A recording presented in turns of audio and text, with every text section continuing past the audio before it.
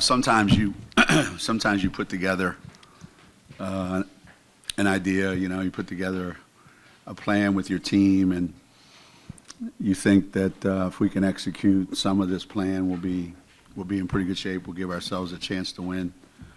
And every once in a while, it kind of comes out exactly how you imagined it could come out. We knew that defensively we needed to play really, really well, and it was even better than I imagined. And obviously, when a score is like that, you need help from the other team, and I think they missed a lot of shots that they normally make, which that's what happens sometimes, But the way we carried each other was probably the most impressive thing for me. Is that we relied on each other so much. Obviously, Paige, did Paige things, but everybody today was really a team triumph. It really, really was. It was pretty special to be a part of that. I wish this was tomorrow. I wish today was Monday. Unfortunately, it's not. Can sum up exactly what's needed in any given moment, any given game, and to then be able to execute it. And she's one of those unique superstars that wants to be that at both ends of the floor. Not everyone values those same things. She gets a lot of enjoyment out of the rebounding that she can do, the block shots, the steals, stealing the inbounds pass, on out of bounds play. She just has a great sense of the game and what's happening next. And I think that's probably why she's never surprised, because I think she always knows what's happening next. And obviously, our players feed off of that, and they feed off of her.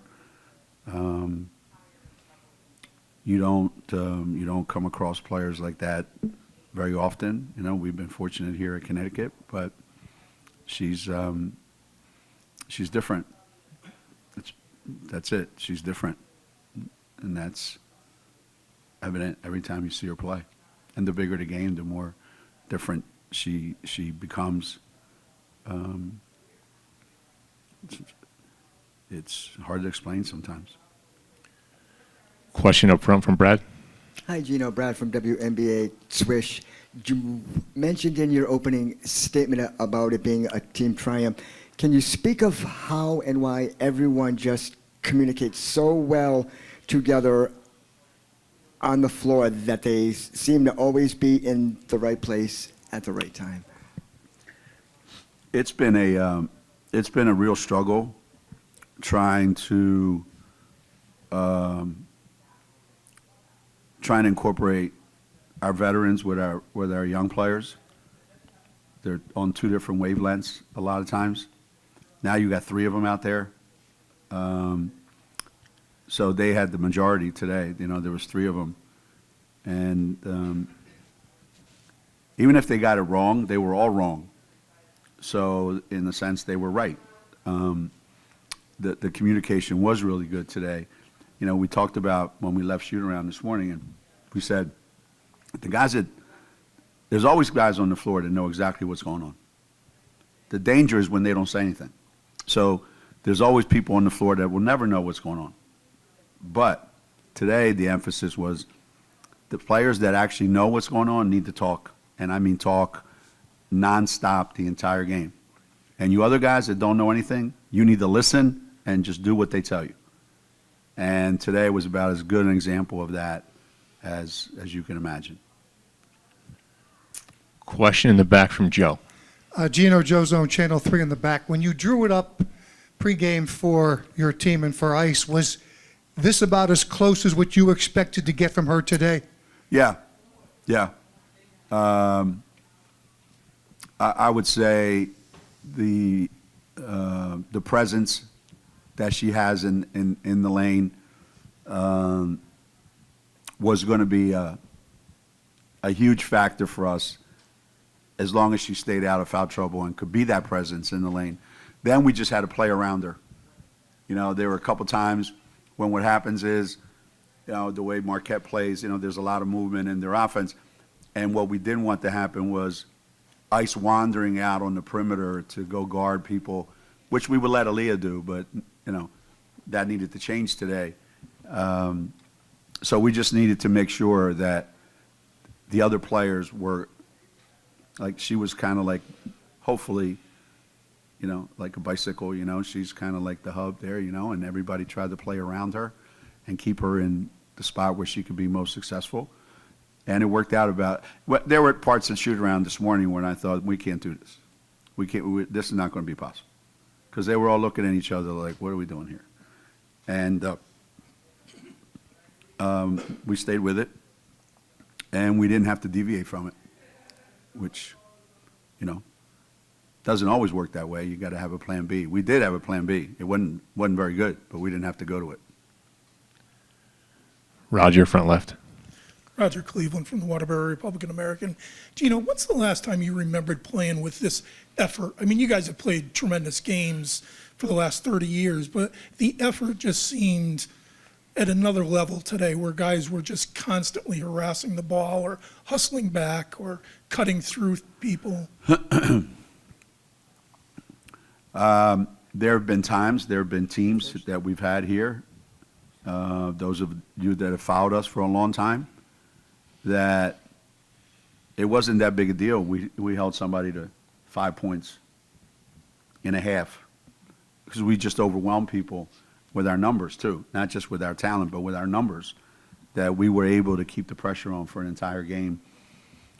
Today was different in that it had to be that way without the ability to replace you if fatigue set in or foul issues.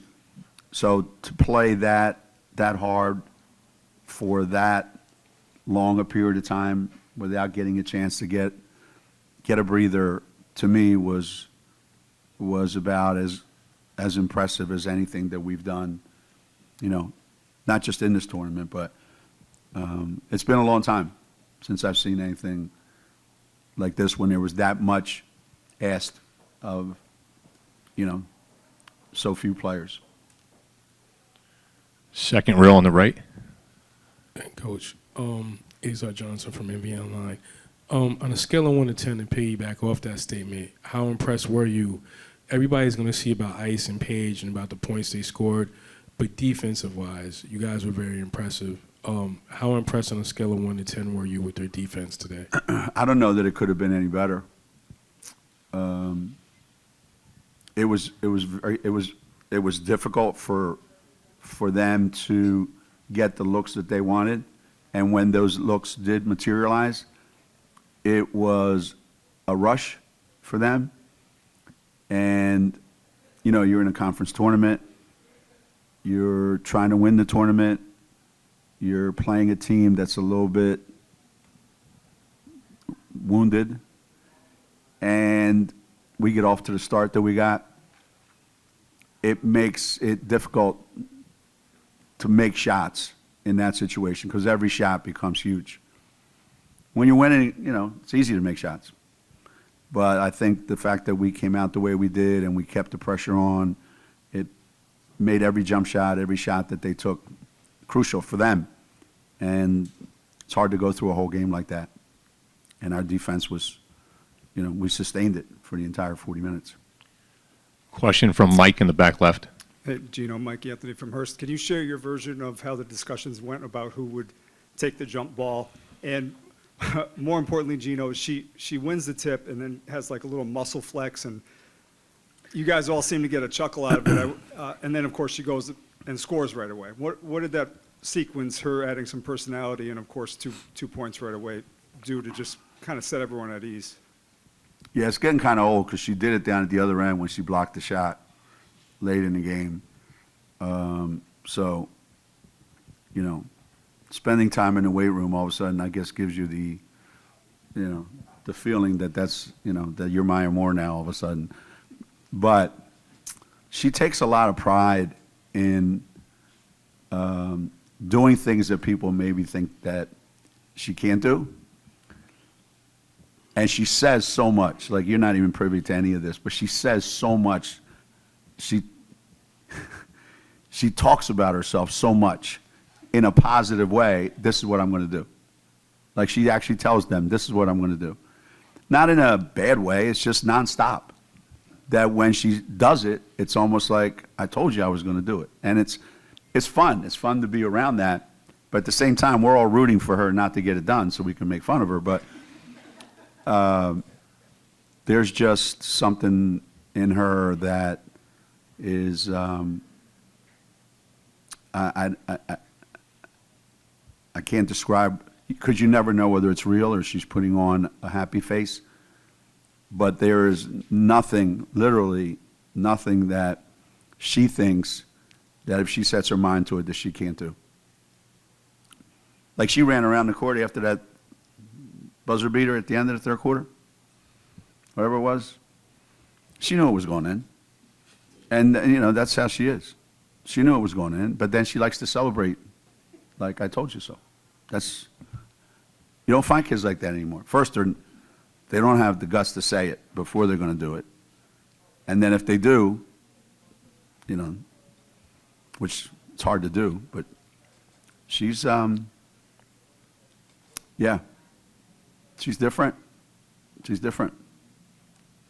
And every kid on the team, without her, they're not as good. Without her, they're not as good. And they're good, don't get me wrong, but without her, the pressure on them would be so immense that I'm not sure they'd be able to handle it. Tom, go ahead. Dom Amori, Hartford Current. Geno, I guess we're kind of dancing around the same topics here, but the way you guys started the game, kind of almost, as I mentioned, putting them back on their heels, it almost looked like this was the program that was trying to win something for the first time. Yeah. And they were the ones that Yeah. you know, maybe had won a lot of different, like you guys were playing like the underdogs. Yeah. How do you coach that? How do you bring that out? Is that all Paige? Is that response to the circumstances? How do you get that attitude from a program that's done with this, what you guys have done? Well, a couple things happened. One, we did not necessarily plan to play the first 5 minutes the way we ended up playing. The strategy was a little bit different. And then right before introductions, we said, how about if we just stick to the way we've been playing, don't change anything, and just be very, very disruptive as we can. Because the initial game plan was we can't be like that because we can't risk the foul problems. But when I said, I knew this is what they wanted. So when I said it, they're collectively, yes, that's how we want to play. So we went with our regular routine. But the thing that was talked about a lot in the locker room, how often does a Connecticut team go into a game where you actually kind of are the underdog? That they go, how can you possibly win with 5 players and missing an All-American? I said, you know how fortunate you guys are? The Connecticut players are never in that situation. I said, but at the same time, so we're not the underdog because we're better than them. So I don't want you to think that we're the underdog, but that's the perception that's going to be out there. But we're better than them. And if we play our A game, we're going to win. And Nika said to me at pregame this morning, she goes, I feel really good about today. Like, I'm really confident. And I'm not faking either. She says, I really feel really good about it. And I think that was that permeated the entire team. Geno, can you give an update on Aaliyah? you know, the swelling and the being able to, you know, people think you just slap a mask on and you're good to go, but you have to be able to breathe, you know, and you have to, you know, not have headaches and no concussions, which was great.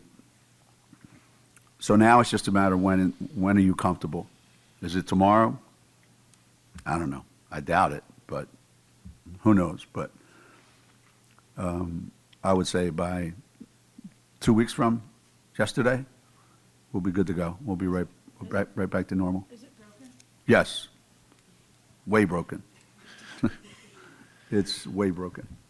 We have time for two more. We'll go to Doug on the left. Coach Ah. Doug Feinberg, DAP. Over the last 3 years, you've had a lot of one-name stars in Diana, Sue, Maya, Paige. It seems now there's so many spread across the country of Paige, Caitlin, Angel, Juju, keep on going. Yeah. Can you remember a time that their star power is what it is now spread out across the country, and potentially there's probably more on the women's side for the first time than there is on the men's side?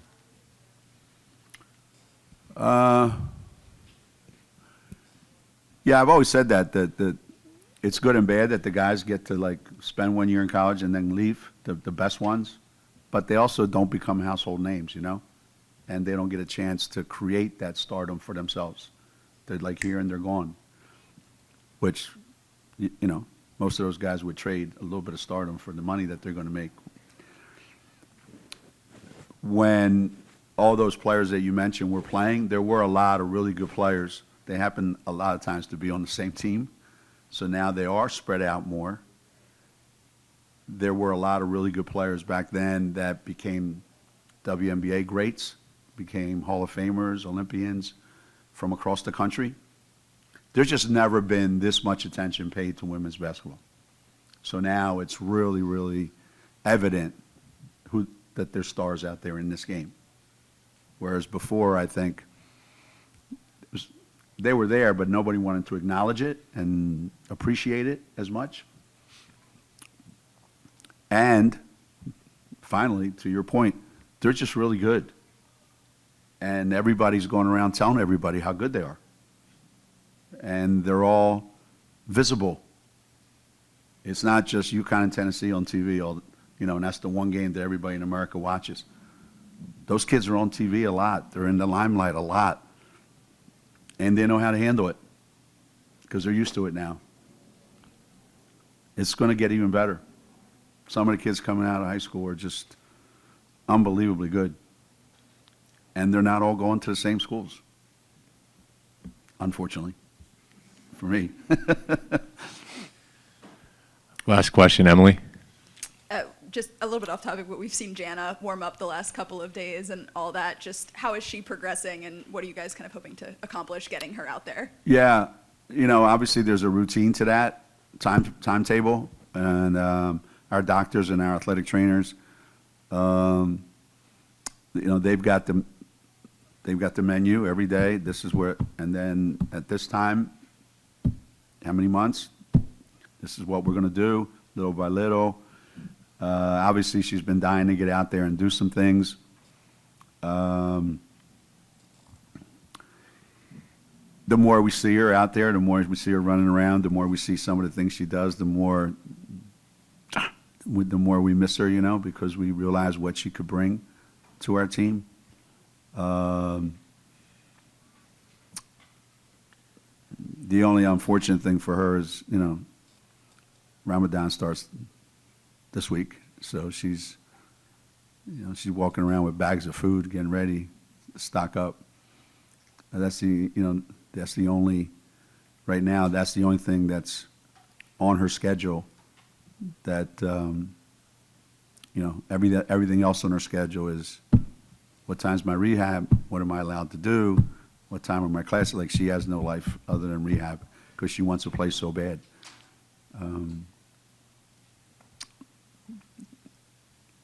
I can't wait for people to see her play. She just has a real unique personality that I think people are going to really fall in love with.